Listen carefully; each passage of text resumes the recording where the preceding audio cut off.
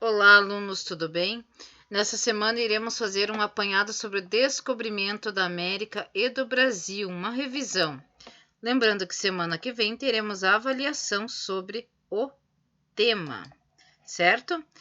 Então vamos começar pelo descobrimento da América. Lembrando que você precisa prestar bastante atenção nos principais conceitos dos assuntos. Então, o termo descobrimento da América é utilizado para identificar a chegada dos espanhóis ao continente americano no dia 12 de outubro de 1492, liderados então por Cristóvão Colombo. Na época, ou seja, no século XV, os europeus resumiam o mundo à Europa, partes do continente asiático e da África. Esse ponto de vista foi mudando a partir do momento que o Oceano Atlântico foi sendo explorado ao longo deste século. Toda essa exploração ficou conhecida como Grandes Navegações. Os fatores que levaram os portugueses a serem os primeiros, o pioneirismo português, é porque ele reuniu uma série de condições necessárias para se lançar primeiro nesse empreendimento. A Espanha se lançou somente depois. Os portugueses conquistaram, então, inicialmente, a região de Celta no ano de 1419. Cristóvão Colombo, então, nascido no ano de 1451, teve a sua expedição financiada pelos espanhóis. Colombo se tornou um defensor da ideia da esfericidade da Terra. Então, ele acreditava que, de fato, o planeta Terra não era plano, e sim redondo, ou oval no caso. Então, ele sendo oval, redondo, esférico, poderia sim, no caso, achar uma rota para outros lugares, ou seja, para a Ásia, através da região oeste e não pelo leste.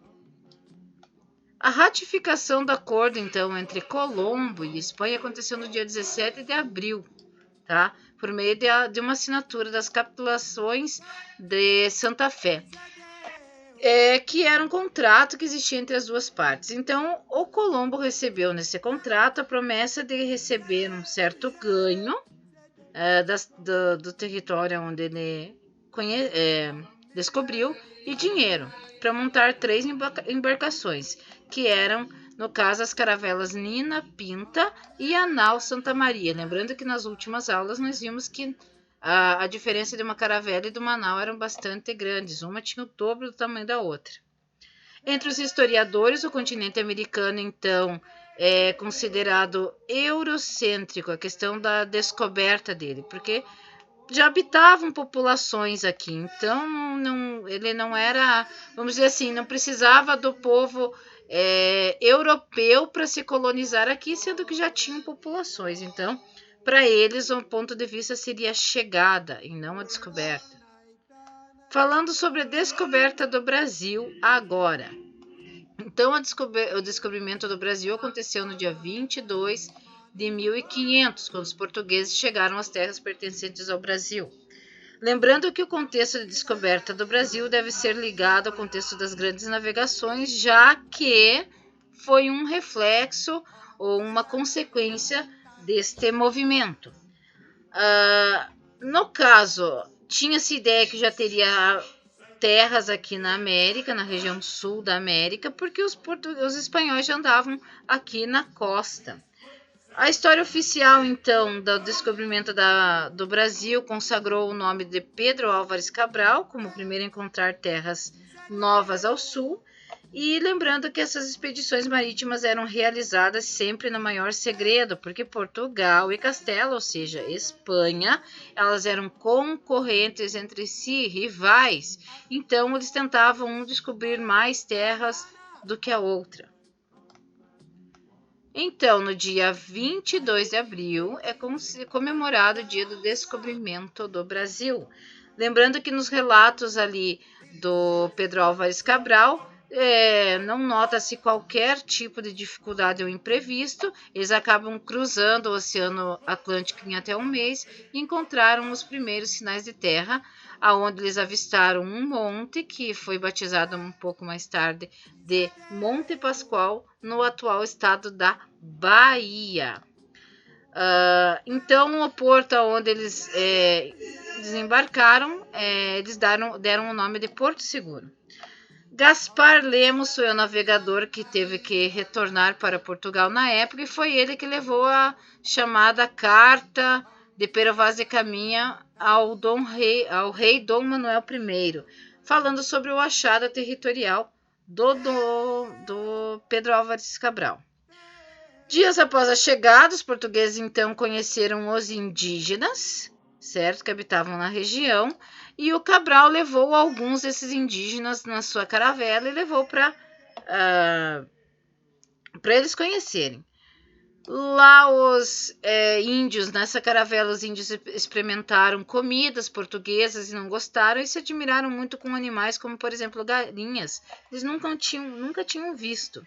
Os indígenas que Cabral encontrou foi os tupinambás e os tupiniquins. Segundo, então, a carta de Pero Vaz de Caminha, ao verem os objetos de prata e de ouro, os indígenas deram a entender que conheciam a prata que possivelmente poderia ter ali em terras brasileiras. Porém, nada foi confirmado no primeiro momento.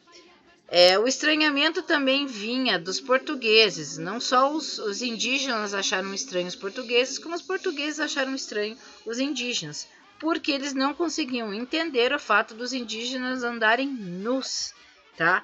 Eles também viram que não encontraram nenhum tipo de estátua representando deuses ou qualquer coisa, então eles concluíram que os índios não tinham religião. Lembrando que os indígenas têm religião sim, só que são deuses ligados a elementos da natureza. No dia 26 de abril, então, foi celebrada a primeira missa católica, né? Primeira missa aqui em solo brasileiro, pelo frei Henrique de Coimbra. Decidiram, então, chamar a Terra Nova de Brasil, no ano de 1511, devido à quantidade de árvores pau-brasil, que era muito grande. Alguns autores europeus, escritores ali, estudiosos, diziam que as terras novas também eram chamadas de Terra dos Papagaios por causa da quantidade enorme desses pássaros encontrados ali na região no período. Por hoje é só, galera. Eu espero que vocês tenham compreendido o assunto. Qualquer dúvida é só nos chamar. Até mais e bons estudos!